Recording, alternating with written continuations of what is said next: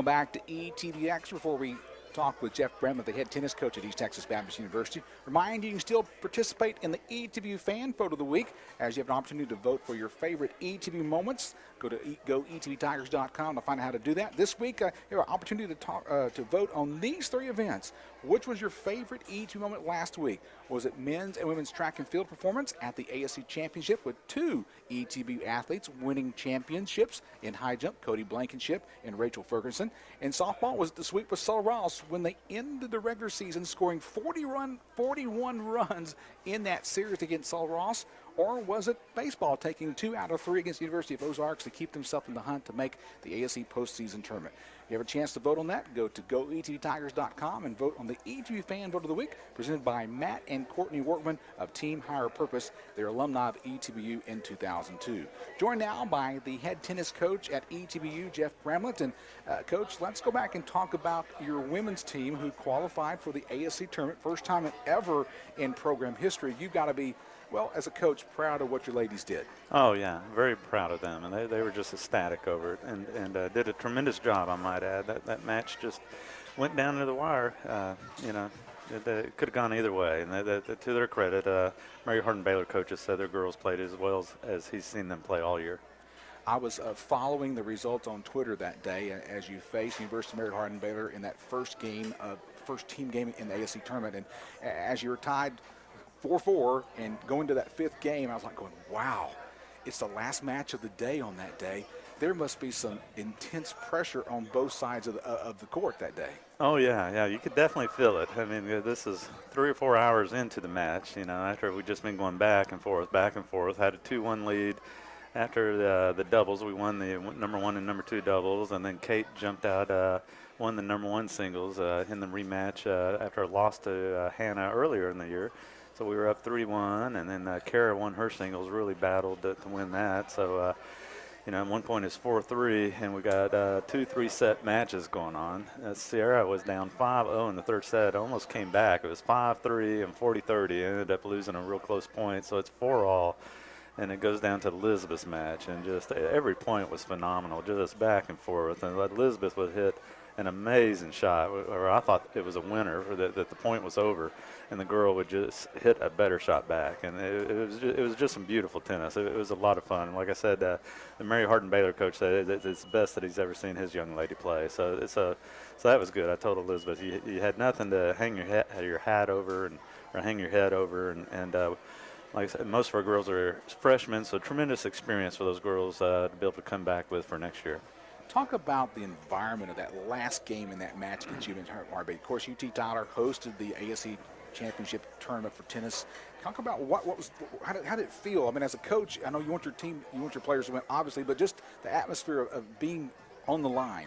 Oh, it's nerve-wracking. It's just like any sporting event. But sitting there when the free throws on the line, or the last play in the Super Bowl or something like that. I mean, your heart's pumping, and you're saying little prayers yourself. Everybody's going crazy on the sideline. It's more, the friendly, where it's like Wimbledon and just lightly clapping. That's out the window. It's more like World Cup soccer at that point. Everybody's screaming and yelling, and there's chants going on the sideline.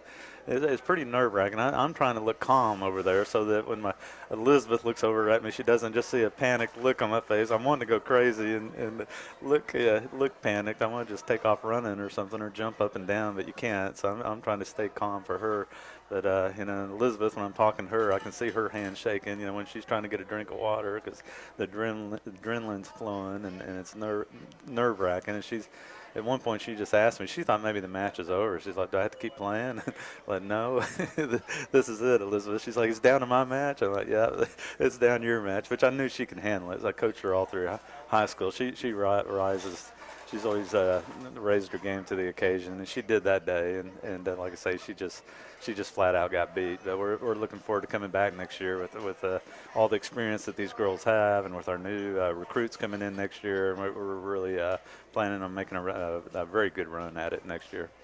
Tennis coach Jeff Bramlett talking about the intensity and the excitement of NCAA Division III college tennis. And, of course, this week the American Southwest Conference has bestowed some honors on your players. And let's talk about the 6 players that earned ASC awards this year. Of course, one of your players was recognized as being the newcomer of the year. Talk about Sierra. Oh, Sierra's just been fantastic. She came in from Temple Junior College for us, and it's just been, I couldn't get her to say 3 words when she got here first semester, but she's really opened up and has been a real quiet leader for us, and has just been real steady and won the majority of her matches at that number 3 position for us. Got Conference Player of the Week one week.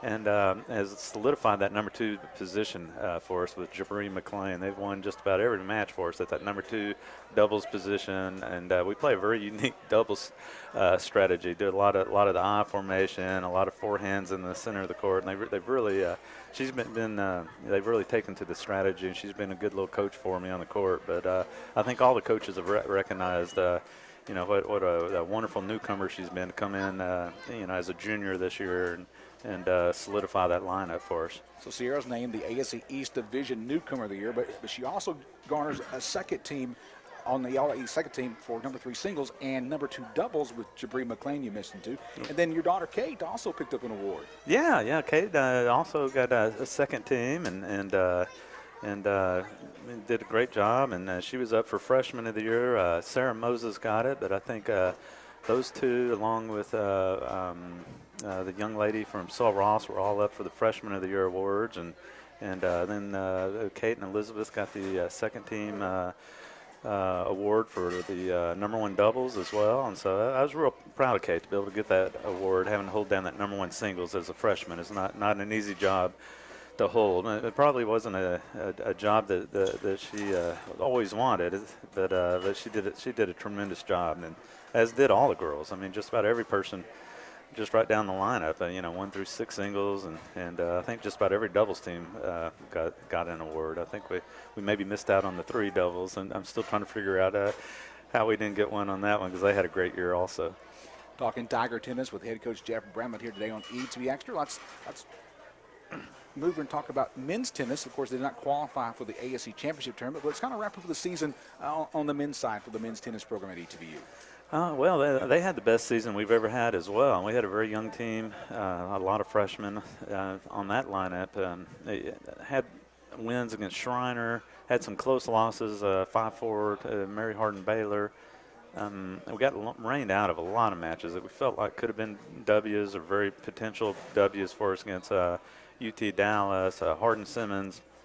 And we really just wanted to make the conference tournament because Mary Hardin Baylor won the Western Division, who we had a 5-4 loss.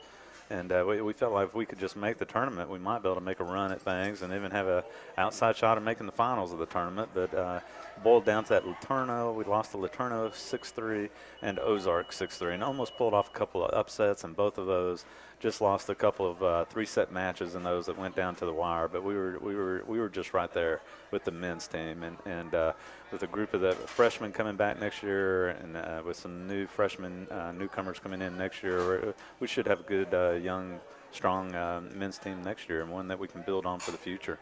I want to take you back to a couple of weeks ago. You finally got the dedication service in for the Veterans Memorial Tennis Complex. It was a great afternoon to talk Tiger tennis and just to say thank you to a lot of people who made the new tennis courts possible. Decided to go ahead and hold it indoors no matter what, so you could have it and have to move none. But a great afternoon as you in the Tiger Athletic Department said thanks to a lot of folks. Kind of recap that day for you as a coach to be able to say thank you to the people who helped build those tennis courts. Oh, I mean, just to have everybody there in the room that took part of that, from the donors to the Board of Regents to the president to Coach Reeves, to the team that played a big part of that, everybody that had faith and had the vision to be a part of that, and just to be able to show everyone how serious we are about our tennis here, about our athletics, about our faith, our academics, and just what a wonderful university East Texas Baptist is. It was a great day, and it just all came to a culmination on that day. We finally had the grand opening, so that was the best part about it. But it was a lot of fun, and it was so nice to be able to share that with everyone that had such a big part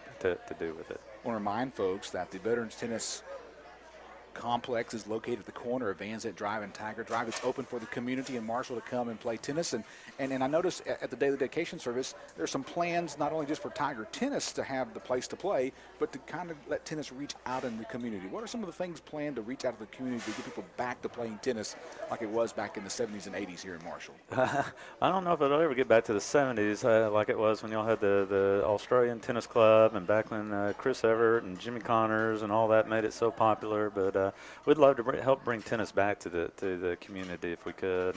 And we've already had a club team started, and the people from the community are coming out and playing. And we're going to allow league teams to play there.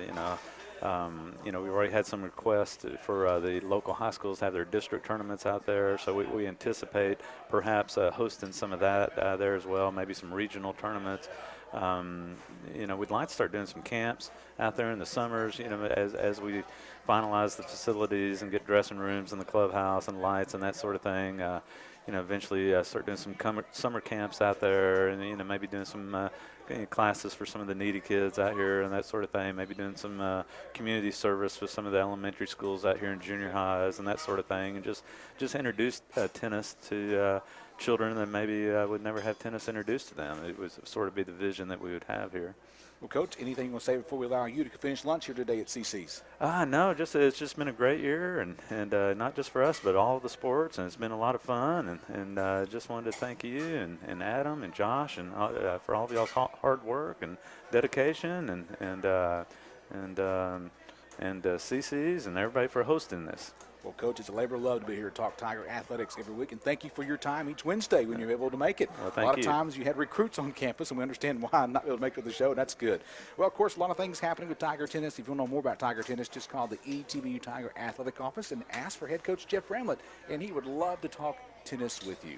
We got our last segment coming up today from CC's in Marshall, so don't go away. You're listening to ETBU Extra on the ETBU Sportsnet at goetbtigers.com. We've all faced